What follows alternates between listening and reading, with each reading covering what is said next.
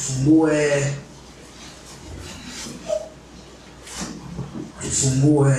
kitabu cha Kutoka sura ya 35. Kitabu cha Kutoka sura ya 35.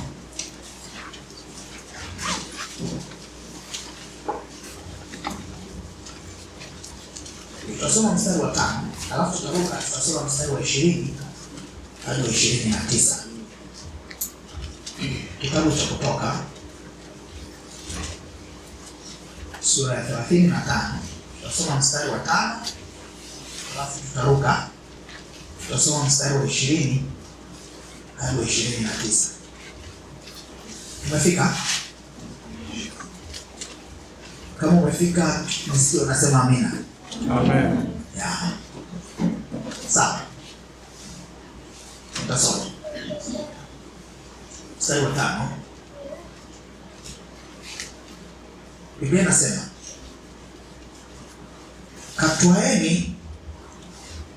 Katwaeni kati yenu matoleo kwa Bwana.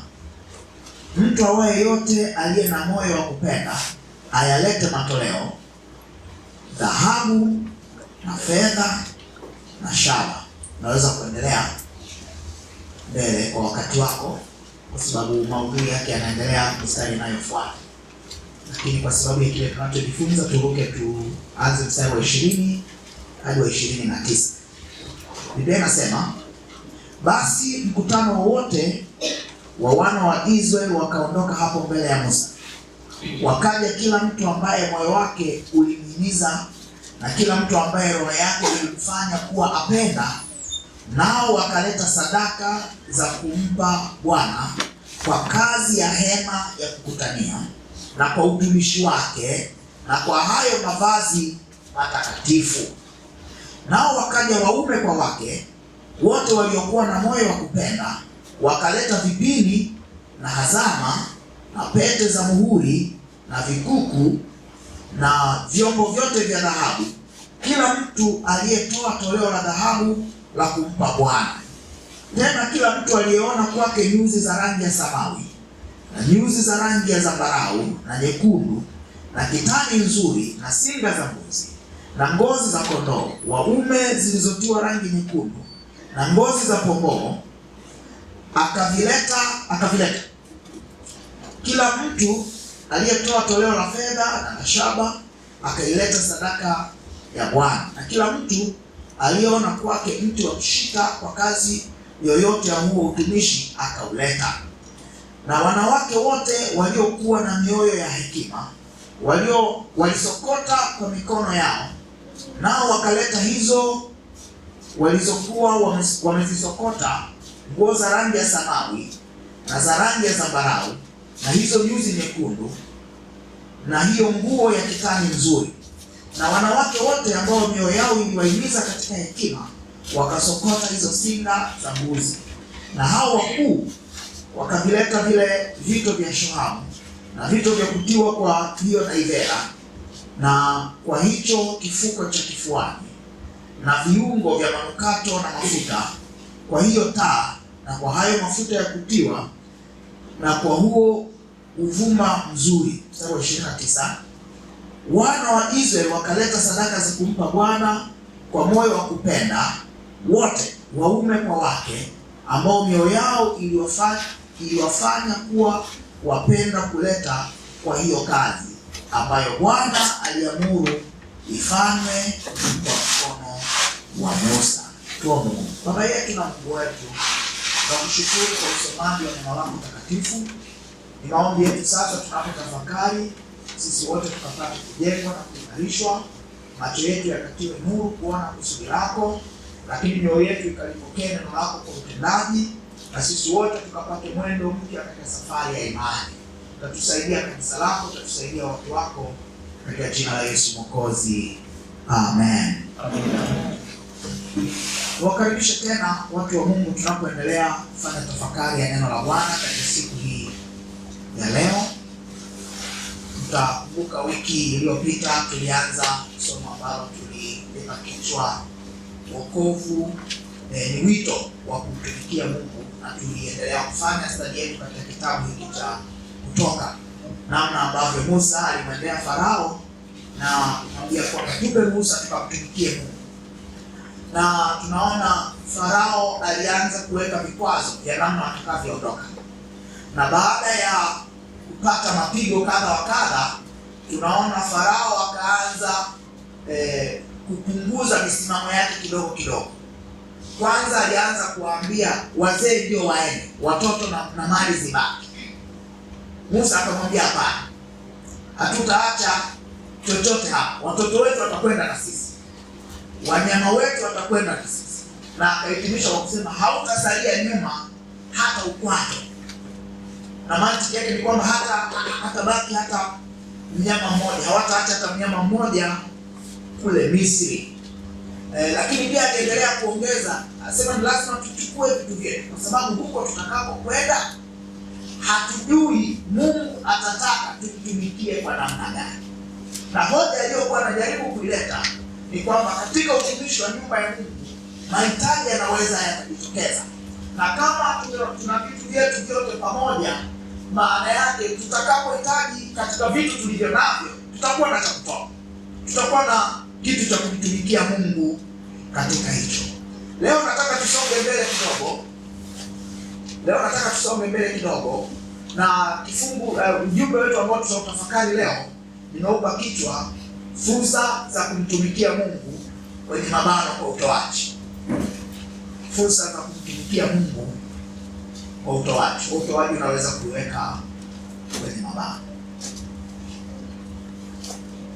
Kama ambavyo tumeangalia wiki iliyopita kwamba wokovu ni fursa ya kumtumikia Mungu, na tunaona kweli namna ambavyo Mungu aliwaokoa wana wa Israeli kutoka Misri. Musa alisema tutaenda na kila tulicho nacho, kwa sababu katika hivyo inatupasa kumtumikia Mungu.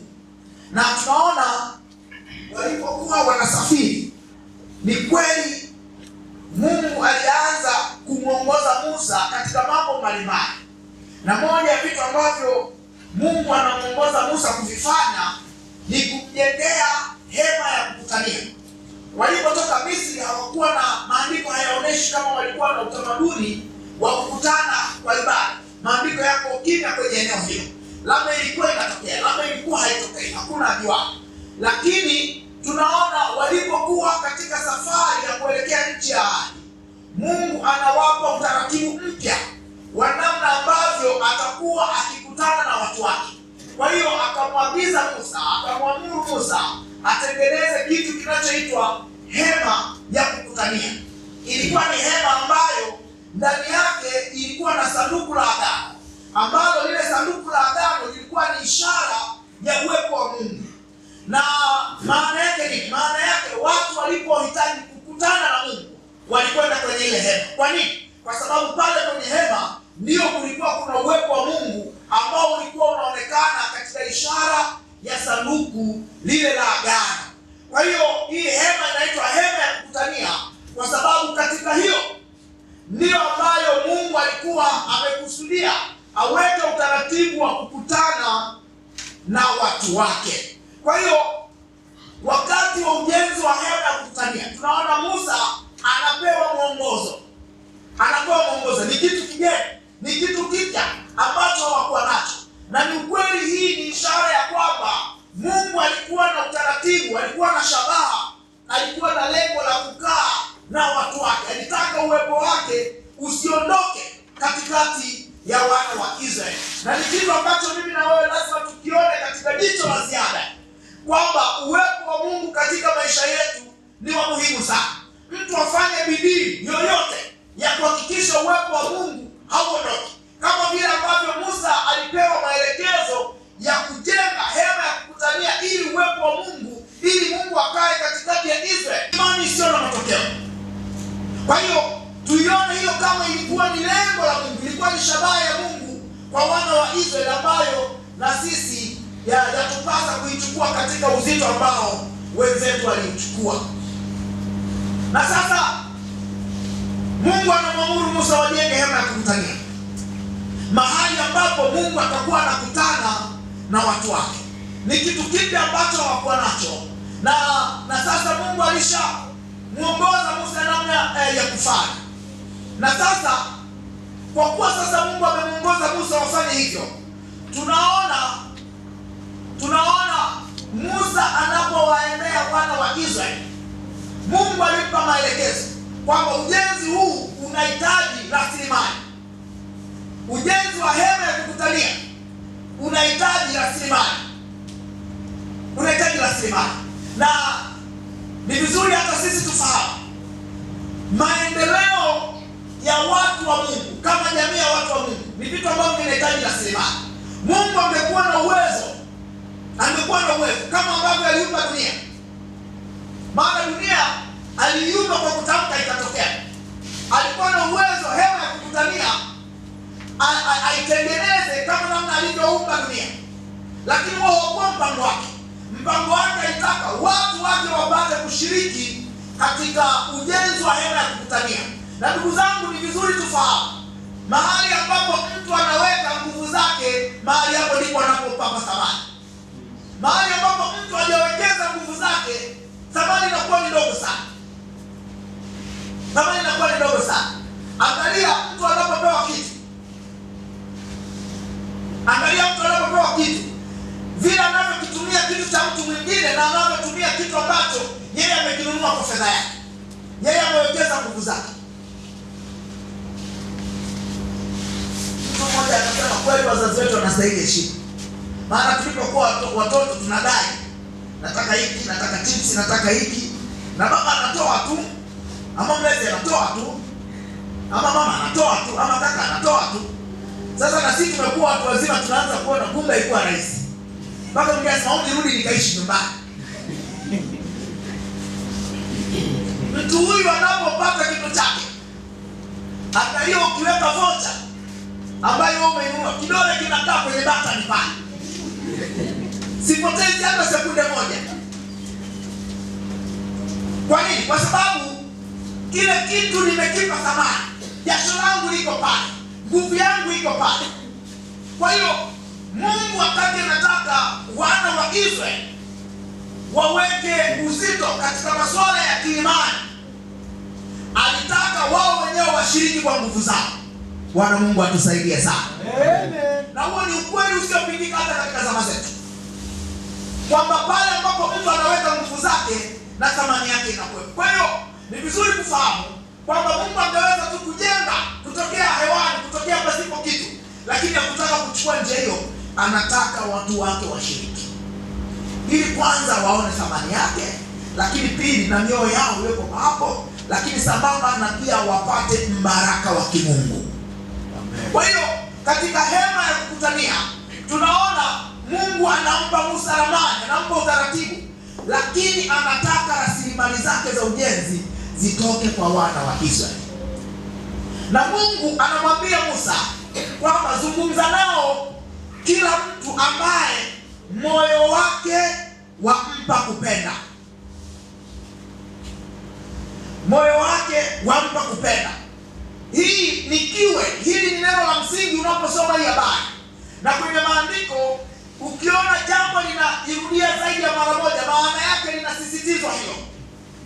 Linasisitizwa. Kwa hiyo tunaona Mungu anamuongoza Musa kusema na wana wa Israeli kwamba Mungu ameniongoza kutengeneza hema ya kukutania, lakini anataka rasilimali zitoke kwenu, na anataka rasilimali zitoke kwa kila mtu ambaye moyo wake wampa kupenda. Kwa lugha nyingine, zitoke kwa mtu ambaye anapenda kutoa. Bwana atusaidie sana. Amen. Moyo unaompa kupenda. Na tutafakari pamoja, huu moyo wa kupenda ni nini hasa kinazungumzwa hapa? Tunaona Mungu anapoweka huu utaratibu, hili neno limerudiwa mara nyingi.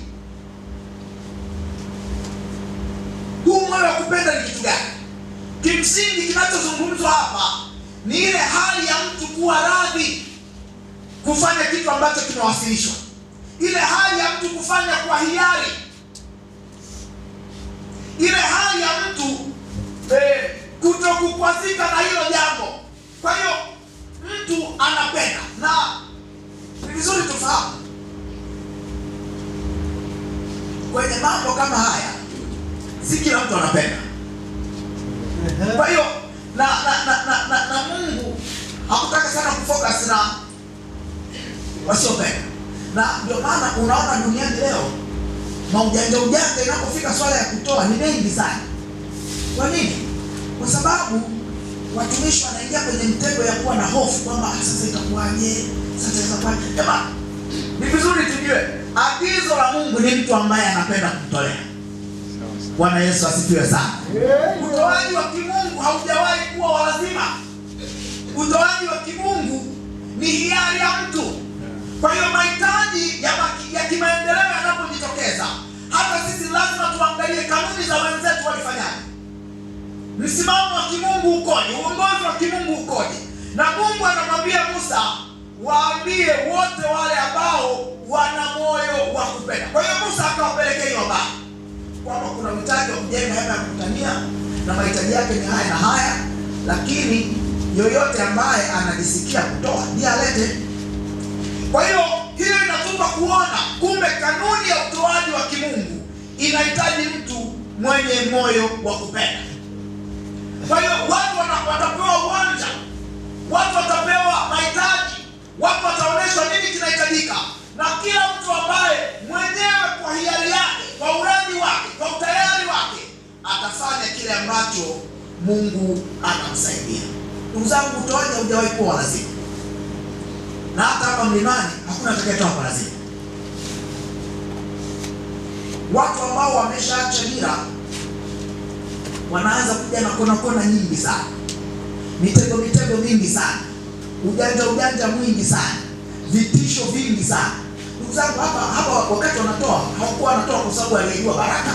Hapa wakati wanatoa hawakuwa wanatoa kwa sababu alijua kesho yao itakuwa bora. Hapa wakati wanatoa hawakuambiwa kwa sababu ataenda Ulaya au na mahali pengine.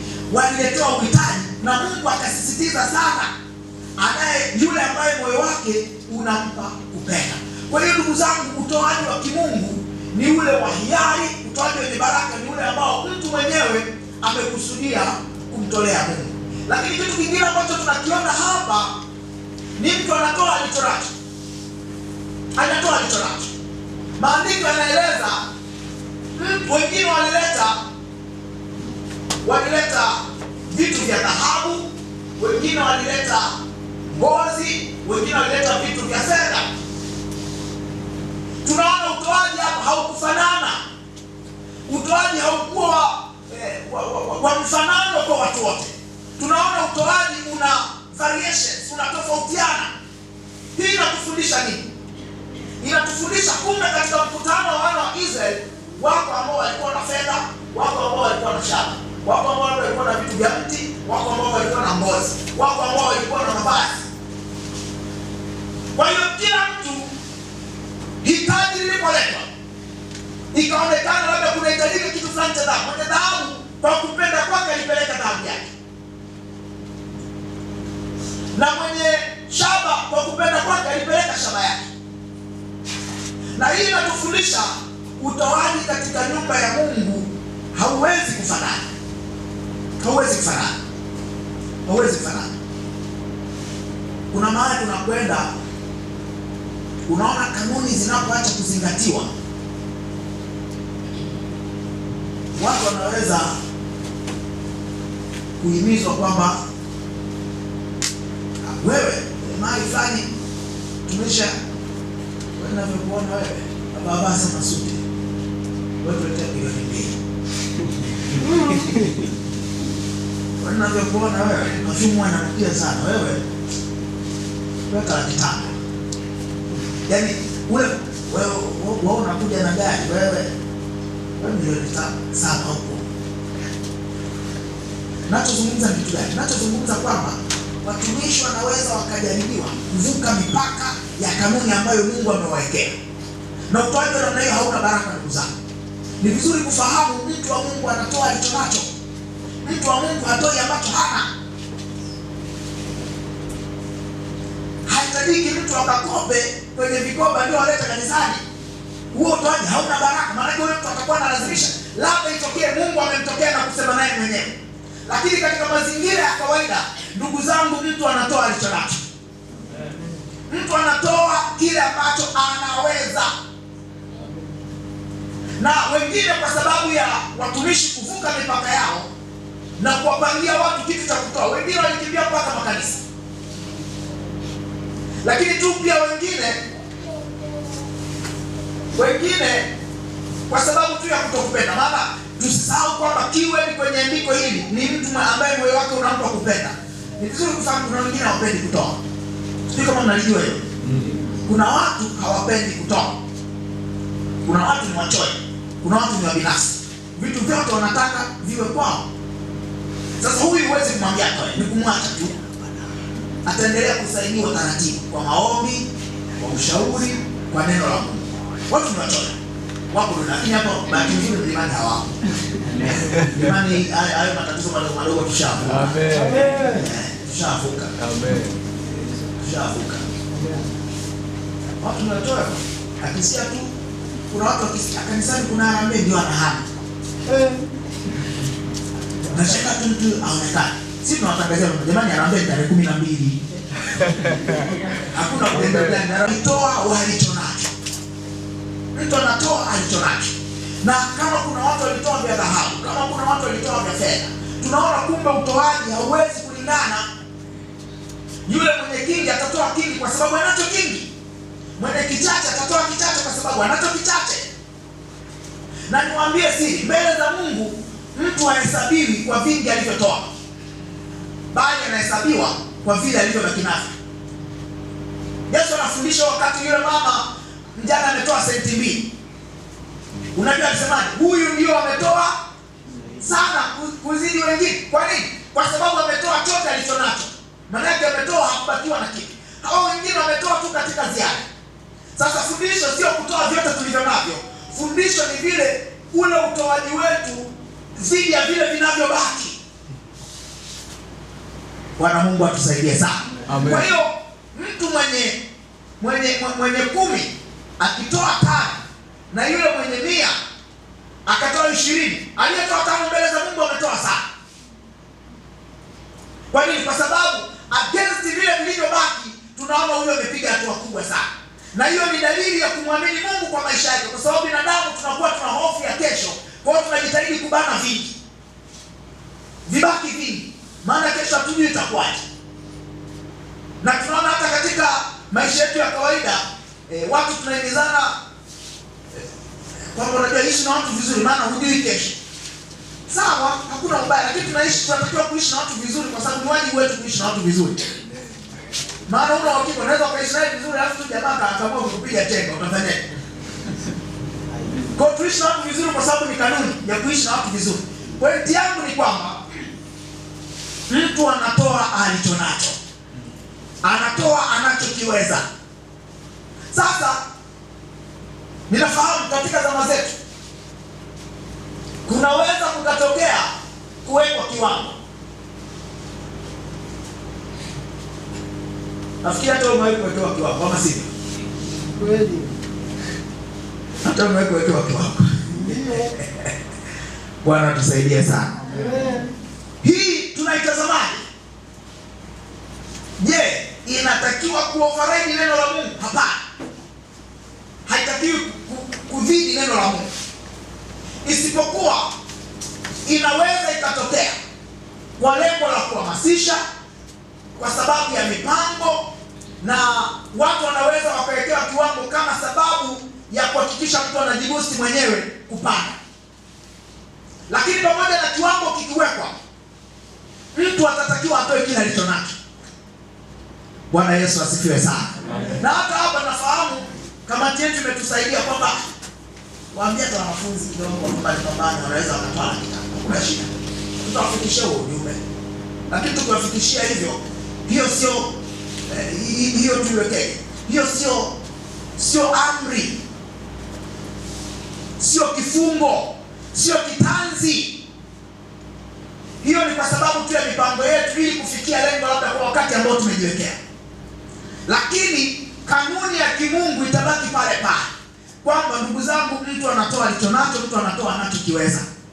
Na huo ndio utoaji wenye baraka. Bwana Mungu asifiwe sana. Kwa hiyo ikitokea mtu amewekewa kiwango, basi yeye mwenyewe tu anaweza kujitia nguvu, kujihamasisha bila kuathiri imani yake mbele za Bwana na kile ambacho anakiamini.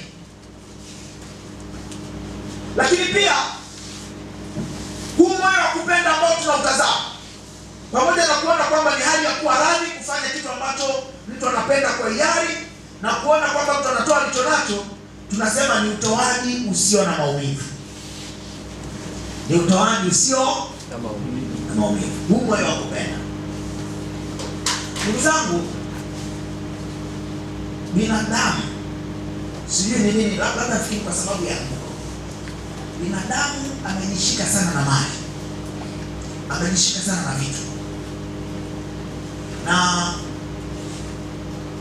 ina vitu vinaweza yaani mtu anaweza akawa na vitu katika kiwango hata vile vitu havimsaidia, anatamani awe viwe tu. Kuna watu ukiambiwa bwana wana rasilimali nyingi, lakini wanaweza kuwa na njaa. Mama mmoja akaenda kwa mchungaji mahali fulani, kama mtumishi niombe, nasikia kufa.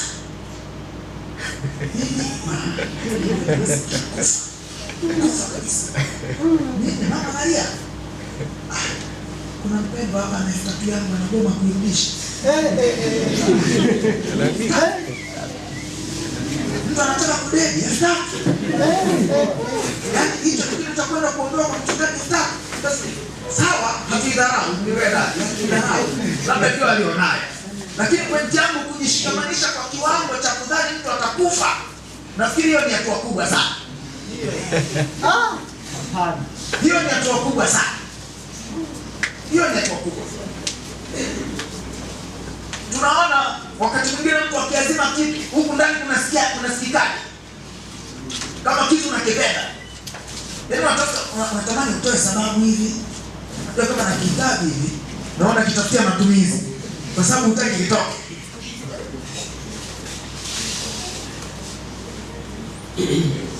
Bwana tusaidia sana. Wengine wanaita sisi ndio hekima. Kutumia hekima pale. Lakini pointi yangu ni kwamba tunashikamana sana na vitu. Na watu wanapotaka kuvitoa kwetu, tunasikia tunaumia rohoni.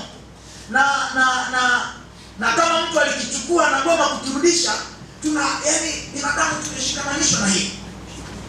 Tumeshikamanishwa na hiyo. Tumeshikamanishwa na hiyo. Kipindi cha bomoa, mtu fulani alibomolewa nyumba yake. Kafariki. Ndio tu bwana nyumba inavunjwa kafariki. Ninaweza kuelewa ni jambo zito. Lakini rafiki yetu mmoja katika pitapita akatupeleka hapa. Huyu anafanya biashara. Akaniambia huyo mtu bwana. Huyo mtu vipi? Jamaa alipoteza milioni 600 akarudi sifuri. Yaani milioni 600 kufanya biashara, kupoteza milioni 600 akarudi sifuri. Jamaa akaanza na anafanya biashara. Na hajawahi kutetereka. Yaani ile kwamba anakiliza Mungu wa Lord. Hizo akifanya mtu anasaidia mimi nimefilisika. Nimeelewa. Anasaidia na mkatalia. Jamaa kahasa karibia siku miaka 3-4. Haelewi, wakati mwingine hata analala njaa. Akawa anasema sasa huyo ni mtu wa kujifunza kwake. Kwa nini? Kwa sababu hakuwa ameshikamana na hivyo vitu.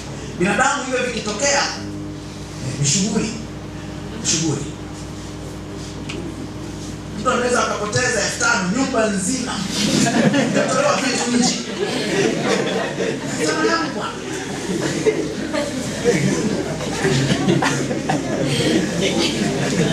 Utatoleshwa vitu nje kama ni mtoto.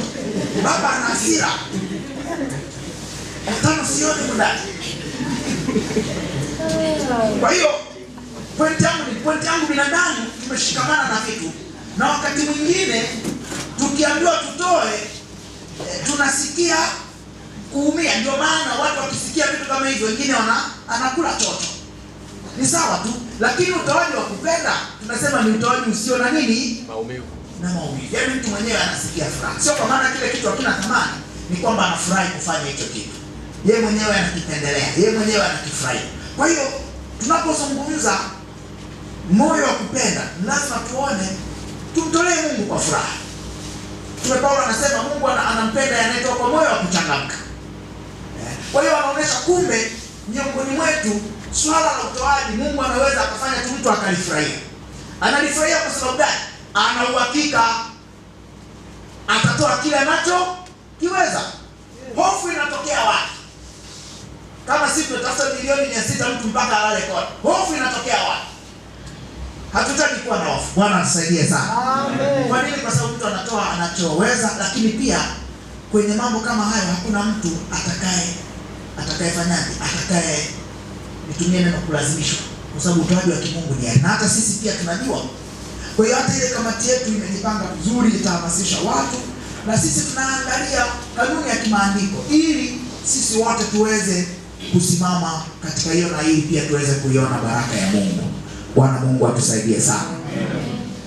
Moyo wa kupenda. Gusa jirani yako mwambie mtolee Mungu kwa moyo wa kupenda. Sasa kama yeye naye hapendi basi sige baki nayo moyoni. Lakini bahati nzuri hapa mlimani hatuna watu wa hivi. Sasa katika kifungu ambacho tumekisoma nataka tugusie tena vitu vingine viwili. Namna ambavyo wenzetu walitoa katika hizi fursa za kumtolea Mungu. Tunaona kuna utoaji wa vitu. Hii ni mstari ule wa 22. Mstari wa 22 nasema hivi. Nao wakaja waume kwa wake wote waliokuwa na moyo wa kupenda, wakaleta vipini na hazama na pete za muhuri na vikuku na vyombo vyote vya dhahabu, kila mtu aliyetoa toleo la dhahabu la kumpa Bwana. Maandiko yanasema hawa watu walileta vitu. Kwa tunaona fursa ya kwanza katika utoaji ni fursa ya kutoa vitu. Hii hema ya kukutania ambayo Mungu alitaka ijengwe kwa kutumia rasilimali kadha wa kadha. Kwa hiyo hawa watu wakiwa safarini, kumbuka walipokuwa wanasafiri kuelekea nchi ya ahadi, hawakuwa na shughuli nyingine za kiuchumi za kiuzalishaji. Walikuwa wanategemea ile mali ambayo ilitoka nayo Misri. Kwa hiyo hata ujenzi, vifaa vilipoainishwa, wakajua mahitaji ni nini, hayo Musa aliwasilisha kwao na mtu akaleta mahitaji kulingana na vile vitu vilivyokuwa vinahitajika. Kwa hiyo tunaona katika nyumba ya Mungu dhahabu kimekuwa ni kitu cha thamani. Na ni ajabu kuna watu walimtolea Mungu dhahabu. Kuna mtu nafikiri aliingiza fundisho potofu mahali ikaonekana kama vitu vya thamani sio vya kimungu sana. Na unajua Mungu aangalii hivi. Ndugu zangu, kuna watu walimtolea Mungu dhahabu. Kuna watu walitolea Mungu dhahabu. Ingawa pia wako waliotoa ngozi za kondoo. Sasa watu wamejaribu kupotosha na kuonesha kwamba utoaji, kwamba Mungu anataka vile vitu vinyonge. Na ndio unaona mtu akishatumia kitu hakifai, yani hakimfai, ndio analeta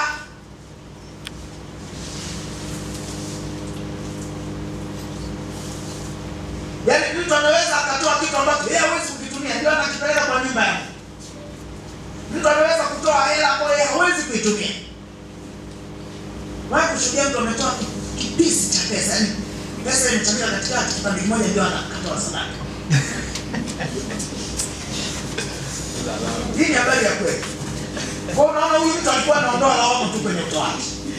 Yaani kitu ambacho yeye hawezi kukitumia ndio anamletea.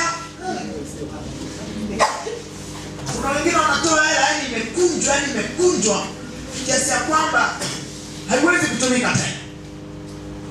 Ile pesa ambayo wafanya biashara wanunuzi wanaikataa, yeye hiyo ndio na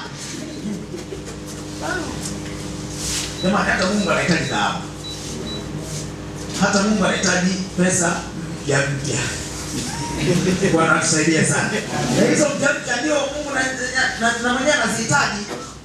Kama kuna watu walitoa dhahabu, maana unajua kuna watu wana akili kama za Yuda.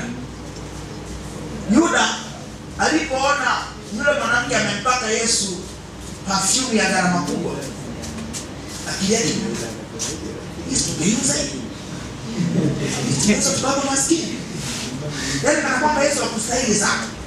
Lakini maandiko yanasema ni kwa sababu alikuwa mpigaji kutoka mwanzo.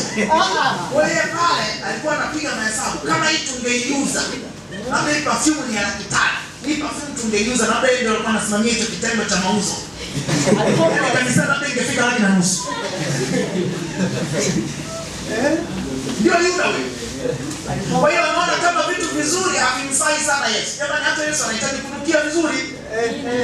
Sasa tuangalie mambo haya, tuzungumzie swala zima la utoaji. Kama kuna wenzetu walitoa dhahabu, hii inatupa funzo kwamba hata Mungu anahitaji vitu vizuri. Na sasa fundisho hapa, sitaki kusema kwamba watu wote watoe vitu vikubwa. Pointi yangu ninachotaka kusema, Mungu anastahili vitu vizuri, lakini mwenye uwezo wa dhahabu atoe dhahabu, mwenye uwezo wa ngozi atoe ngozi, mwenye uwezo wa milioni atoe milioni, mwenye uwezo wa 10,000 atoe 10,000. Ni hivyo, ni rahisi hivyo. Kwa sababu pia kuna watu wanapenda kubweteka. Sijui kama ni Kiswahili kinaeleweka. Mnaelewa maana ya kubweteka? Na sijui, lakini mimi napenda kushauri kwamba tukomae kwenye utoaji. Amen. Wewe unafikiri kwa nini inapofika swala la utoaji, hususan ule utoaji wa kutangaza, wa kuweka wazi, kwa nini wanatangulizwa wanaotoa hela nyingi? Hapana. Mwana kujiuliza? Hapana.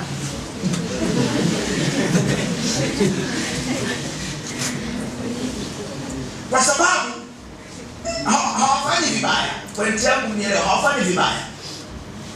Isipokuwa wanajaribu kutatua tatizo lililoko kwenye jamii. Tuna jamii ambayo mtu anaweza akawa na uwezo wa kutoa milioni 1 mfano. Lakini kwa sababu aliyeanza kaanza na 10,000, huyo milioni 1 naye anasema mimi nitatoa 50,000.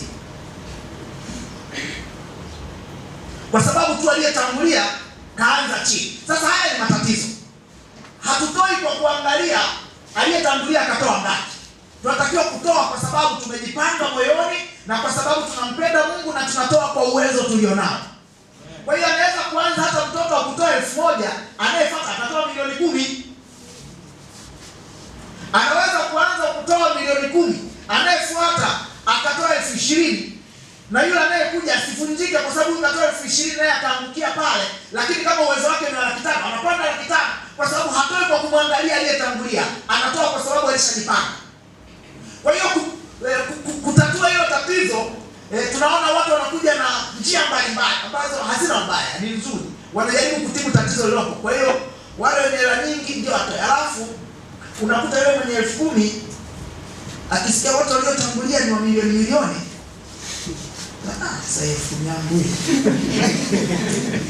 Watu sema hata laki. Raji boost. Kumbe huyu mtu laki alikuwa anaiweza, basi tu aliamua kufanyaje?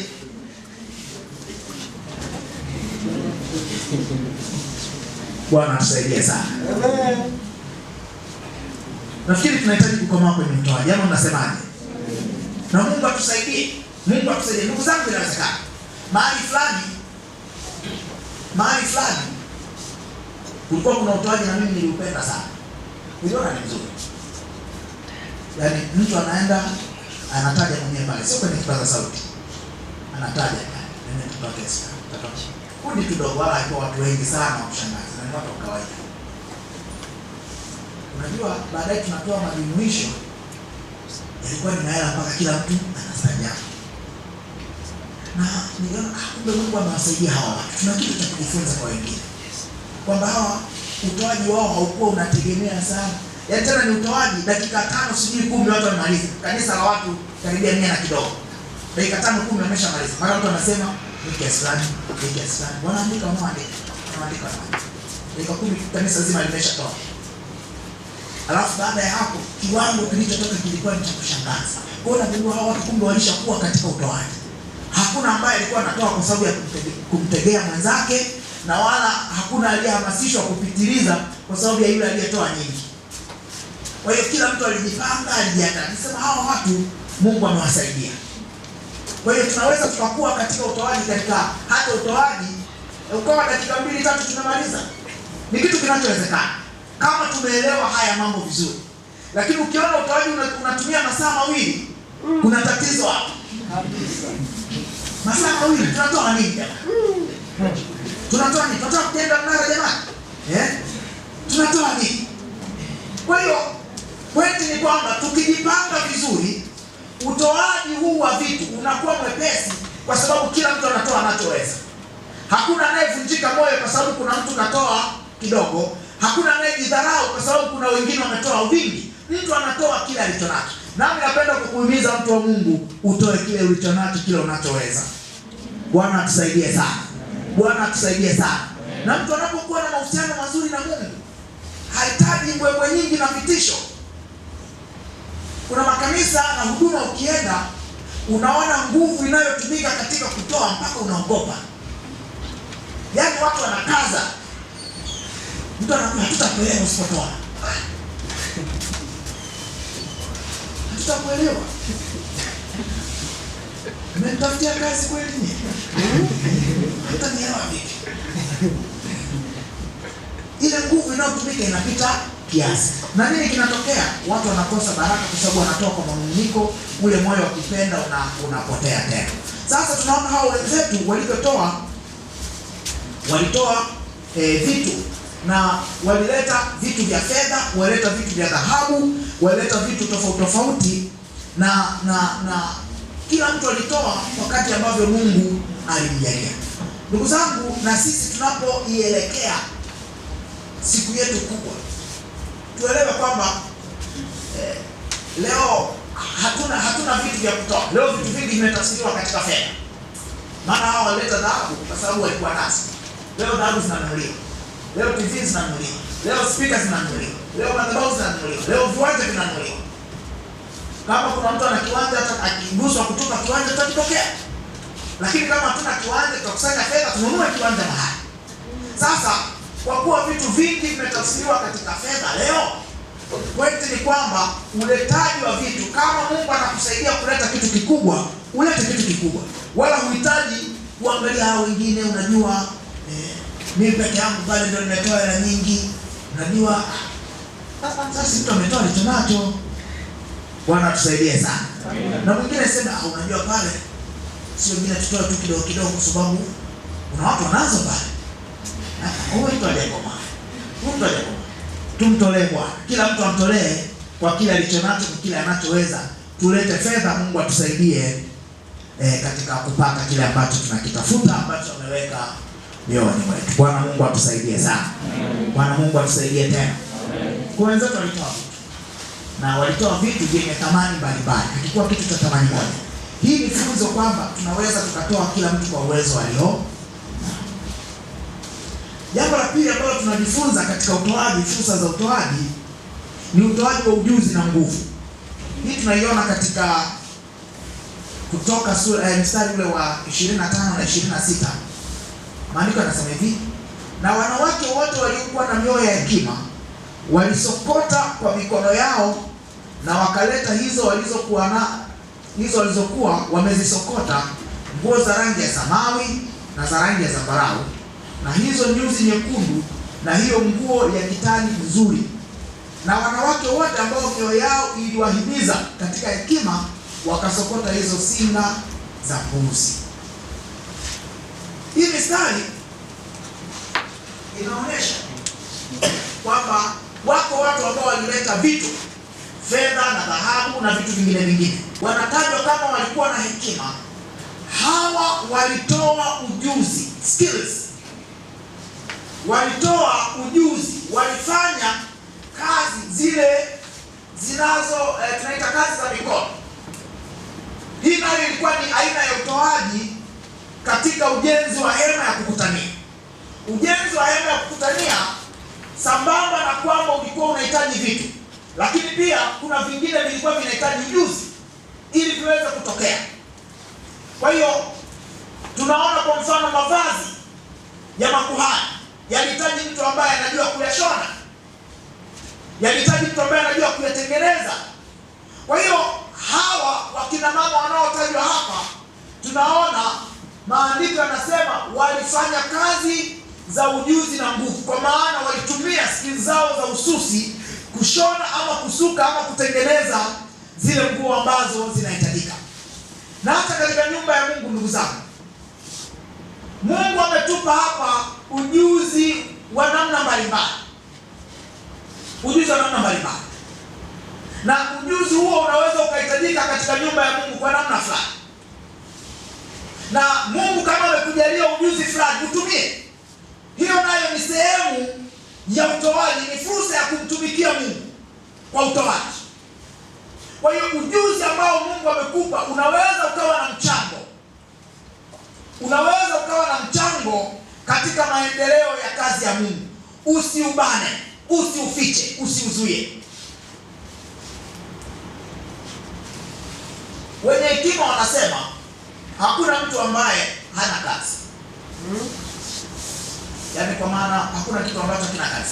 Maana fulani nikasema hata mjinga anatumika kama mfano. Kwa hiyo kuna mtu anaweza akawa na akili sana watu wakaiga, lakini kuna mwingine anaweza akawa labda anafanya mambo yote anatumika kama mfano. Kwa hiyo sio useless. Sio kama fulani. Sio kama fulani. Kwa hata kama hana kitu productive, hata kama hana kitu anachozalisha, tayari kuna kitu anafanya kwenye jamii. Sio kama fulani. Kwa hiyo na hata jinsi ambavyo Mungu ametumba,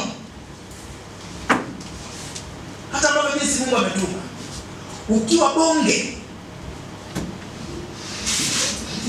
uzito wa kutosha, kuna siku tutakuhitaji. Ukiwa mwembamba kabisa, mtaani wanaita kimbaumbao, kuna mahali tunakuhitaji.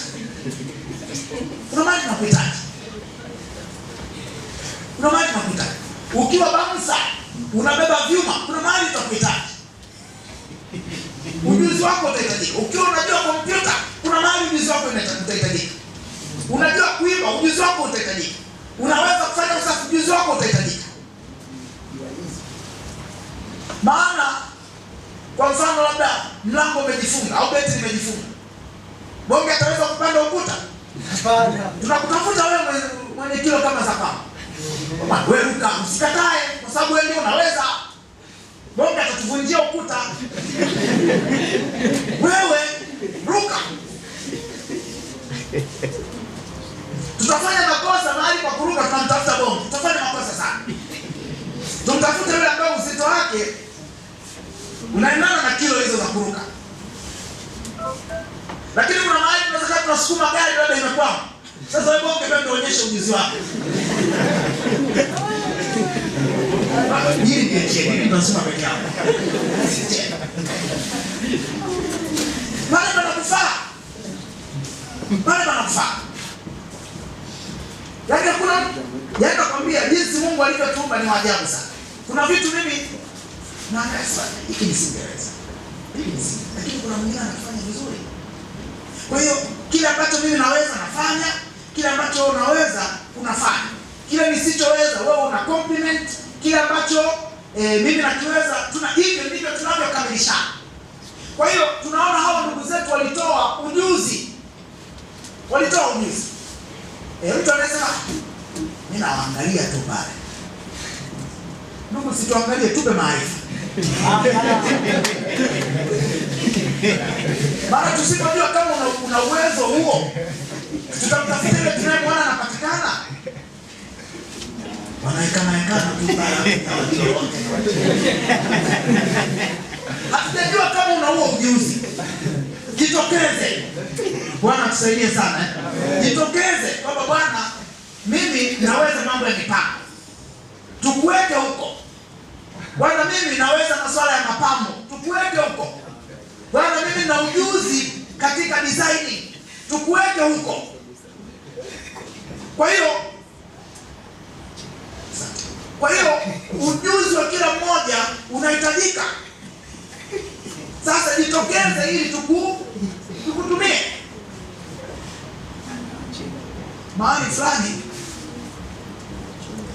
kwenye vikao vyetu vya dini, ililetwa ripoti fulani ya fedha haijanyoka. Sasa ripoti zapa mlimani zimenyoka jamani. Hiyo ndio. Hapo sawa.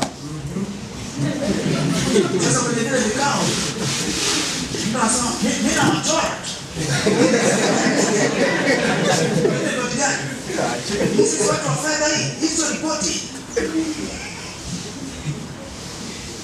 Sasa Yesu ukisema tu wa-equip hawa, wasaidie hawa wafanye vizuri. Maana ina maana gani kama katika kanisa tunasubiri mtu akosee ndio tumzodoe? Hapa sio mahali pake. Sisi tunatakiwa tukamilishane. Kwa hiyo point yangu ni kwamba tunaona hawa akina mama wanaweka standard nzuri. Na wanaweka akina mama kwa sababu wakina baba hawawezi mambo ya kusuka. Ni kweli. Kingetoka kituko hapa. Ni kweli. Unaona? Kingetoka kitu cha ajabu. Kwa hiyo hawa akina mama wanasema hiyo mtu achie. Tutashona, tutasuka, mambo yakae sawa. Hata hao makuhani wakivaa nguo zao wanaonekana kweli wako njema. Pointi hapa ndugu zangu, katika fursa za kumtumikia Mungu kwa utoaji, ujuzi na nguvu zinahitajika pia. Bwana Mungu atusaidie sana. Amen. Ujuzi na nguvu zinahitajika. Na kwa miaka mingi kanisa limewategemea vijana. Wale wasioelewa historia za makanisa, utaona makanisa mengi watu wanasema kama kuna kitu hakijakaa sawa. Vijana wako wapi bwana? Vijana wako wapi? Haya mambo ya vijana bwana. Ni kweli. Kwa sababu gani? Kwa miaka mingi vijana walijitolea nguvu zao. Nami napenda kuhamasisha na kuwatia moyo leo. Wewe ni kijana, Mungu amekupa ujuzi, unaweza ukajitoa pia kwa nguvu zako na ujuzi wako na mipango yako. Bwana atusaidie sana. Amen. Na kazi ya Mungu ikaimarishwe. Kwa mfano mtu anasikia mipango yetu mwaka huu ikoje? Labda kama unaweza kutengeneza mitaala, njoo kwenye darasa. Tusaidie bwana, mitaala inatengenezwa hivi. Unaweza masuala ya mipango, tuambie, strategic plan, tuambie, tukuweke hapo utusaidie. Kwa namna hiyo kazi ya Mungu itaendelea. Amen. Itaendelea. Kwa hiyo katika fursa ya kumtumikia Mungu na ujuzi pia unahitajika. Kwa mfano, tunaelekea sasa kwenye tarehe yetu 12. Labda una ujuzi wa kuhamasisha. Tuambie, bwana, mimi naweza kuhamasisha. Tutakupa kitendo. Bwana, mimi naweza kuongea na watu vizuri. Tutakupa kitendo. Maana si kila mtu anaweza kupepeta mbili. Hicho nacho ni kipato. Aha. Watu wanatoa. Nakumbuka habari ya mtu mmoja, mtumishi mmoja alikuwa anapita wakati mgumu sana katika utumishi, akawa amekata tamaa. Kata tamaa sana sababu kazi inaacha. Akamfuata kiongozi wake. Kwa mchungaji wake na hao mchungaji kwa kuonyesha chini sio. Kwa hitaji nini ya? Sawa. Siku moja ambia ndio kanisa. Ndio kabla na mwana ndio kataka kupata kazi kwa sababu ana yeye. Kwa hiyo ni anaomba mlete hela. Ndio kazi. Ndio watu wanatoa pesa. Mwenye akaanza kusema kwa Mungu ana watu namna hii. Point ni kwamba mchungaji hakuwa na uwezo, lakini ile tu nafasi ya watu wengine kumsikiliza na kumwamini kwamba hata yeye anachokizungumza si mtu anayeweza kuwatumia vibaya wakaleta fedha. Point yangu ni kwamba skill hiyo inaweza ikawa na mchango kwenye kanisa. Yeye anaweza siwe na hela ya mfukoni, lakini ana watu wanaweza kutoa. Bwana tusaidie sana. Hata hapa pia unaweza kuwa una watu wanapenda kushiriki lakini hawako hapo. Una access na hizo ndio skills ambazo pia tunaweza kuzitumia katika kumtumikia Mungu. Kwa hiyo hakuna ujuzi wowote ambao katika nyumba ya Mungu hauhitajiki. Vile tu labda inawezekana hatujaugundua. Na ninafahamu pia katika zama zetu ni changamoto, tunapenda mastaa wa duniani wametufanya tutamani kwamba kila huduma iwe ni ile ya kuonekana. Kwa kila mtu shaba yake ni kuonekana, shaba yake ni kupata followers. Lakini tukubali kwamba kuna huduma nyingine si za kutokea mbele ya watu. Kuna watu wanatupiga picha lakini wao kwenye picha waonekana. Hiyo nayo ni huduma. Sasa akikaa kwenye kitengo chake atafanya vizuri. Anayeweza mambo ya kuonekana mbele za watu afanye yale ya kuonekana mbele za watu. Akikaa hapo atafanya vizuri. Bwana Mungu atusaidie sana. Kwa hiyo watumishi wa Mungu ambao mnanisikiliza asubuhi ya leo, hizo ni fursa ambazo tunazo katika nyumba ya Mungu. watu walileta vitu na walileta vitu vya thamani mbalimbali. Hiyo inatupa fundisho kwamba utoaji wetu hautafanana. Tukubali, hiyo ndio kanuni. Na hatuwezi kuambia watu watoe wasicho nacho. Kwa kila mtu atajipanga kutoa kile alicho nacho. Kama kuna kiwango tumeweka, shabaha yake ni kumfanya tu mtu ajitie nguvu, lakini si kuvunja kanuni ya kimaandiko. Kama jamii ya watu wa Mungu, una ujuzi fulani, una kitu fulani kinafaa, hicho hebu kitumie kwa ajili ya kumtumikia Mungu na Mungu atakubariki. Na tukumbuke kwamba swala zima la utoaji ni la mtu wa moyo, awe na moyo wa kupenda. Bwana asifiwe sana. Amen. Awe na moyo wa kupenda. Mtu hajisikii, tutumia neno hajisikii, au moyo haupendi, ndani huku kuna goma, asubiri kwanza aombe Mungu. Asubiri kwanza, maana utoaji wake hautabarikiwa. Lakini tunaona msisitizo. Mungu alimwambia Musa, waambie wana wa Israeli wale ambao mioyo yao inawapa kupenda. Nami ndugu zangu, leo ninawaambia kwa neno la Bwana, kila mtu ajipange kwa kadri moyo wake unavyompa kupenda. Amen. Amen. Tukifanya hivyo, Mungu atatubariki. Tusimame tumshukuru Mungu.